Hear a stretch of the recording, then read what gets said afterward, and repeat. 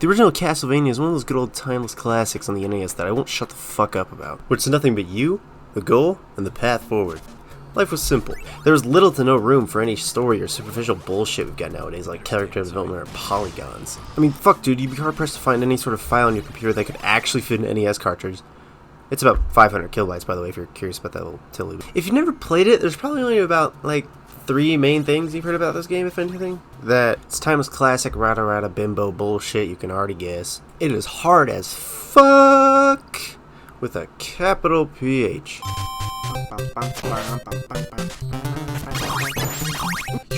How? What kind of trajectory? What the hell? Oh my god.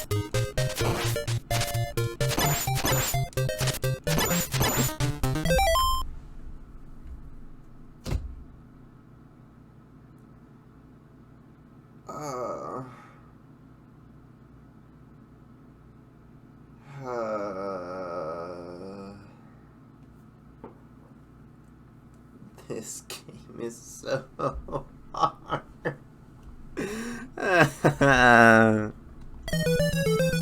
And Simon Belmont from Smash Your Mama is in it. Up until recently, I've never actually played the original Castlevania, let alone any of the NES originals. The closest exposure I got to the traditional formula is Super Castlevania 4, which was not too challenging but not a walk in the park.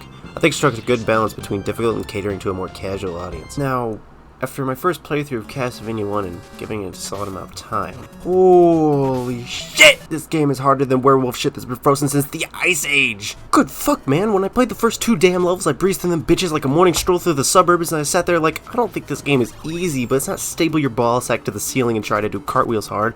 But then I got to this part!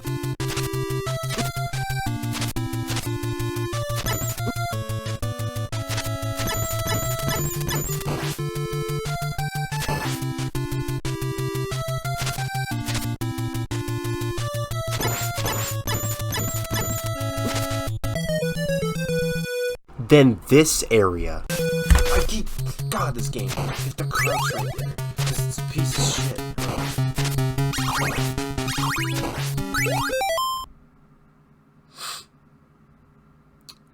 I can get out of this one. And don't even get me started here.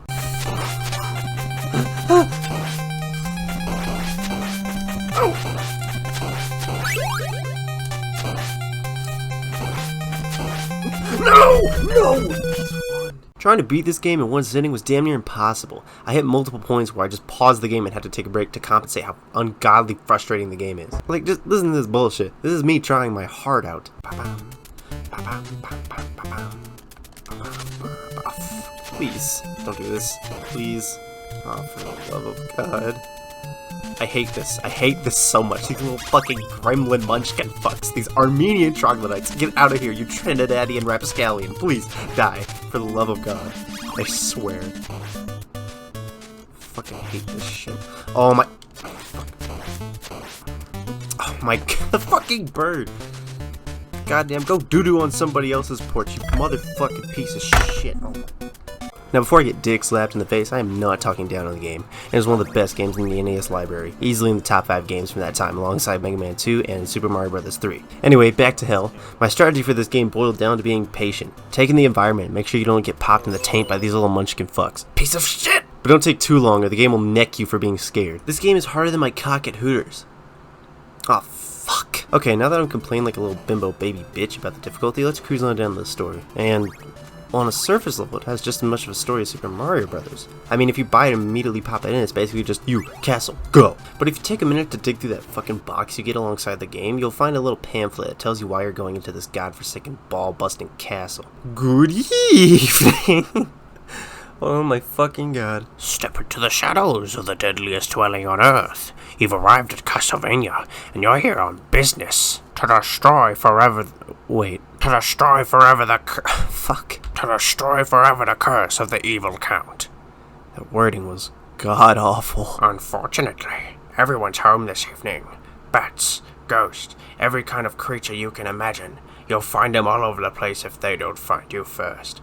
Because you've got to get through 6 monstrous floors before you even meet up with the master of the house, your magic whip will help, and you'll probably find a weapon or two along the way. I love how it went from like thrilling and eventful to casual with only a couple of lines. Like at the beginning it was like, you will die, and now it's like, you'll find them creatures everywhere, you might need a weapon or two, I don't know. Like, what happened? But once you make it to the tower, you can count on a duel to the death. The Count has waited 100 years for a rematch. He's ready. Are you? By the way, that 100-year rematch they stated was foreshadowing Castlevania 3, where Trevor Belmont, ancestor of Simon Belmont, gives Dracula the Vampire Exterminator special. But back to the manual, this is the cheesiest shit I think I've ever read in my damn life, and the wording is really fucky. I can barely get a grip on it. I mean, they literally call him the Count and the Master of the House. Like, goddamn, you can tell they were scared of uttering his name when writing this. And a final point I want to make is that Simon is never mentioned once in this entire thing. I read it all. So before Castlevania 2, Simon's Quest, people probably called him Whip Guy or some bullshit. Anyway, I digress into music, which is probably the most underrated aspect of any video game, especially this one. Now, what do I think about the music in the game? Well...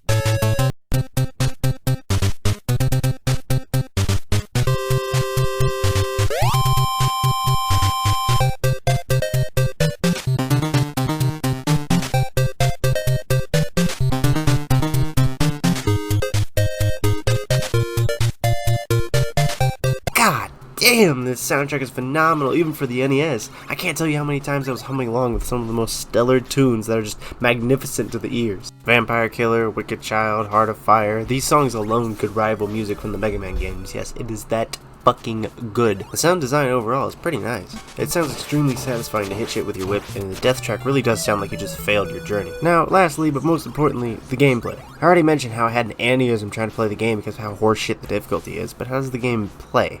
And what aspects of it make it harder than a 20-year-old avocado? Well, I'm going to be unoriginal and copy what the manual did and tell you what everything means step by step. Okay, so here's a screen. I'm going to point out the little things before I get to the main course. 3 things at the very top hold little to no significance to your entire playthrough. Scores really like for that retrovive shit and about high scores and nobody fucking cares. The timer will only run out if you're AFK or you have old man grandpa syndrome, and the stage is whatever it fucking wants to be. I'm on the 3rd stage in this picture, but it says I'm at 7. That orange dude with the chain whip is Simon, and that is a fucking hobbit piece of shit motherfucker asshole that was sent from hell by Saddam Hussein to torture gamers. Also known as the Hunchback. Now on to the meat and bones of this giant piece of ham. Pork chop. This is your health. You've got about 16 bars up there, so you can take a lot of pain. My left testicle. There might as well be only 4 bars up there, because I swear to God I've never taken more than 4, maybe 5 hits before dying in this game. And to top it off, half the time I don't even die by normal means. When you take a hit, I swear to God Simon just decides, hey, this living thing ain't for me, and gravitates to the nearest bottomless pit. The enemy health bar is for the boss on the stage, so don't worry about that until your ball sack gets ripped off. That P on the right is for your lives, and the Roman numeral is how many special weapons you can throw corresponding to that number. Finally, the most important aspect of the game. Special weapons and hearts. That dumbass oversized box at the top is your special weapon. These are essential if you want to beat the game. Your whip will not do the job in every situation, whether it be to deal extra damage or attack your enemy from an uncomfortable spot. These weapons will save your life. And these hearts right here, they're your ammunition of all things. Every special weapon costs 1 heart to use, with the exception of the wash, which costs 5, and I'll talk about how useful these weapons are later in the video. That's pretty much the gist of Castlevania. I don't really have anything else to add. So let's talk about another game, one that bases its entire gameplay structure off the original Castlevania game that I bitched about. Bloodstained, Curse of the Moon. Let's get this part out of the way. The similarities. Gameplay is nearly identical to Castlevania. I mean, look at the damn screen. The health bar, lives, special weapon and ammo, even the fucking score returns. No one asked for this or wanted this. It's purely there for the retro appeal. The only changes gameplay-wise that are made are being able to attack behind you midair and being able to jump on stairs, along with other minor things, like the candles being turned purple if they're special weapons, tutorial signs, permanent power-ups, stuff like that. Oh yeah, and you can play with a total of 4 characters in your party. That was in Castlevania 3, Dracula's Curse, but we don't talk about that. Anywho, your main guy who will be in your party no matter the situation, kinda, is Zangetsu, a demon hunter who plays pretty much fucking anything that shows the slight hint of not being human. His main form of attack against the evil beasts that lurk in the castle is a short sword that attacks faster than any other basic attack named Zangetsu as well. A demon-slaying man that wields a powerful sword named Zangetsu. Where have I heard that one before? In all seriousness, no, this is a cool character design that resembles Castlevania, but still proceeds to do its own thing. Zangetsu's sub-weapons, yes, Zangetsu's sub-weapons, meaning every character gets their own set of sub-weapons, consist of a diagonal whip, a tarot card, and an Oni mask. AKA the axe, holy water, and whip upgrade from Castlevania. Like, it's not even subtle. Look at them. Look at them. The second character you obtain is Miriam, a shardbinder and demon hunter who is also protagonist of the Metroidvania Bloodstained Ritual of the Night. She is a somewhat kind-hearted soul that cares very deeply for helpless innocents in danger. Her standard weapon is the good old classic whip. Now, if Zangetsu is made to pump fresh blood into the game, Miriam is the nostalgia characters that veterans will primarily play. I mean, she's got a long-ass whip, Jesus H, tap dancing Christ, it's like 50 feet, a slide that comes in handy in small nooks and crannies, and lastly, she jumps significantly higher than the rest of the cast. Her sub-weapons are the dagger, rapier, which basically throws 3 daggers diagonally, sickle, is just the cross, and colossal axe that does a hot mama lot of damage. Thirdly, Alfred, an old alchemist that knows a thing or two about begging for his life, some useful ass spells, and is damn near essential to get through certain exits. His primary attack is by far the most ineffective, a very slow swing of his tiny ass wand. Pathetic. Along with that, he has the smallest health pool in the game, only starting with about 5 or 6 bars. But hold on, Ellie, we aren't done yet. What he lacks in physical capabilities, he makes up for in spells tenfold. His first spell makes him turn into Johnny Cash and circles him into the Ring of Fire. His next one is a gigantic icicle that immediately encases any enemies that gets in his path with ice. Then, we have a cloning ability that is practically useless, unless you use it on Miriam, which increases your already ridiculous range to the point of being comedic, but otherwise I never found this thing useful. And lastly, the Balls of Light. He summons 3 homing PK Thunders that fucking decimate any enemy or boss it homes in on. Only problem is that it controls itself when summoned, so sometimes it'll just be brain dead AI. And lastly, my personal favorite, the evil shard-binding antagonist of the Ritual of the Night, Gebel. Or, wait, is it Gebel? Hold on, let me check the Curse of the Moon 2 trailer clip. Gebel. Gebel? How in the cock-a-doodle doggy dick sandwich is his name Gebel? How can you take a dark prince that fucking rules a demonic castle seriously with that Fuck, I'm sidetracking. Anyway, Gebel, I'm not calling him Gebel, is Alucard from head to toe, dark cloak and all. By the way, just in case you're curious, Alucard looks like this, and Gebel looks like this. So, yeah, it's Alucard. Although he's an ally, he always seems to radiate a demonic and sinister aura. His primary fire is dumbfoundingly useful, fun, and satisfying to use. Gebel throws out 3 bats that go forward and arc upwards, making it useful for enemies in front and above you. He does not have any special weapons, unfortunately, but it's still great for farming ammo out of purple candles. Although he doesn't have a bunch of special weapons, he does have one special ability that redeems himself and is the most useful tool in the game, bar none. He can turn himself into a bat and fly around like goddamn Tinkerbell. It consumes 1 ammunition per second. In addition to that, he can do a charging attack that does an additional 2 to 3 ammo. I gotta say, this is a very versatile game for how linear and non-linear the destruction is. I know how that sentence makes less damn sense than why people ate Toddy Pods 3 years ago, but let me explain. In the original Castlevania, it's as linear as it gets. The only way is forward and nothing else. Well, honestly, Curse of the Moon is the same thing on paper, except every couple of rooms you get a split path where you can choose where to go. But there's no way you can get into a new stage or vastly different area this way. You always somehow end up at the same boss at the end of the stage. That's what I mean by linear and non-linear, you dig? That's not the end of customizability either when it comes to characters. See, you could be the virgin pacifist, play the game typically and collect for all 4 party members, or you could be the lone Chad barbaric asshole badass Zangetsu and kill every party member you come across. Yes, you heard me crystal clear. Walk up to the absolutely helpless heroes willing to help you on your journey and slaughter them so you can get cool ability from each one. I've gotta say, even though it's absolutely fucked up, it is so much fun to play Beefed Up Zangetsu.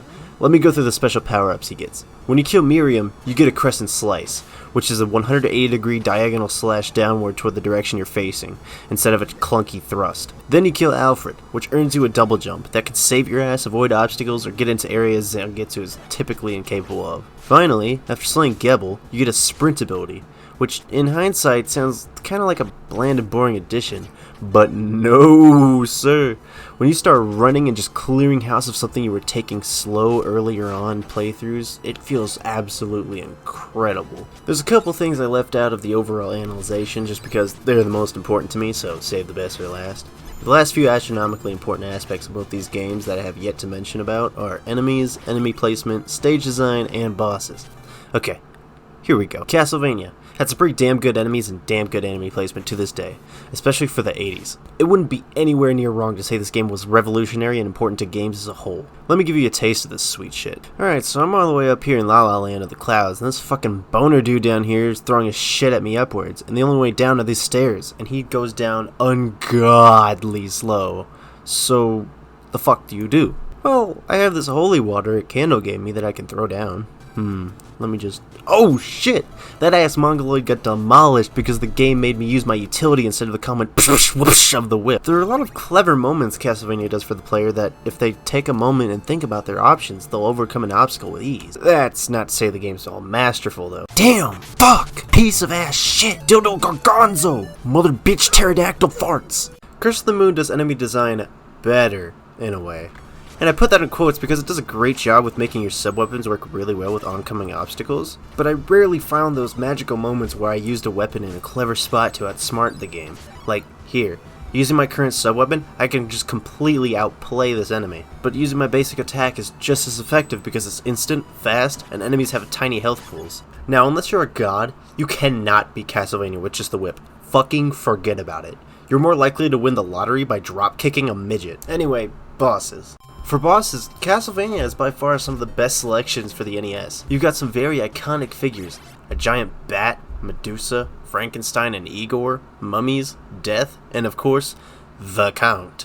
The Golbat and Bad Hair Day bosses were easy. They barely caused me any real sweaty effort to beat. The Toilet Paper Man and Skinny Shrek with a twerking retard were both fucking impossible until I darted toward them, avoided a couple of their attacks, and wailed on them with a cross or holy water in my whip. Am I forgetting any other boss? Oh yeah, the King of the Underworld and He Who Shall Not Be Named. Fuck 'em. For Mr. Overcompensating Sickle, I couldn't find any goddamn way to dodge his attacks consistently and get hits in. He throws everything in the fucking closet at Simon's poor ass. And the bimbling, blood-sucking bitch. I haven't even fought him. I got stuck at death. Yes, after a week of playing this godforsaken, blood-boiling game, I still haven't beaten it. Crucify me if you want. Curse of the Moon's bosses are sufficeable. Personally, I didn't think much of any of them, except for this cool-ass gambler dude who uses destructible gold coins as platforms for you to attack him. And the final boss that gave me a run for my money for about... It continues. Other than that, I don't think the bosses are that noteworthy.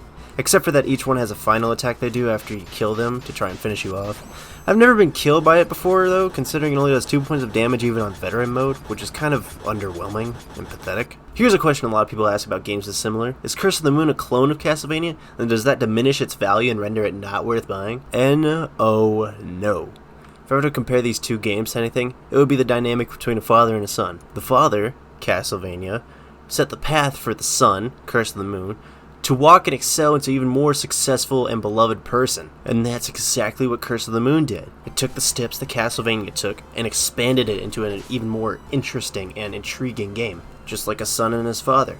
Curse of the Moon would not exist without Castlevania, but Curse of the Moon is overall better in just about every aspect. It has leaps more content, a more streamlined way of doing things, and enough replayability for anyone who likes this type of game to last about 6 to 8 hours. Furthermore, Curse of the Moon is obviously a love letter to Castlevania fans, considering Konami just dropped the franchise. I think the last game they released was in 2014 and was Mirror of Fate, and the last classic Castlevania was most definitely Dracula X Chronicles on a PSP from fucking 2007. It's just a depressing shame that they threw the series into a garbage can and dumped it out. But remember, let's not dread on what we've lost and appreciate what we have now.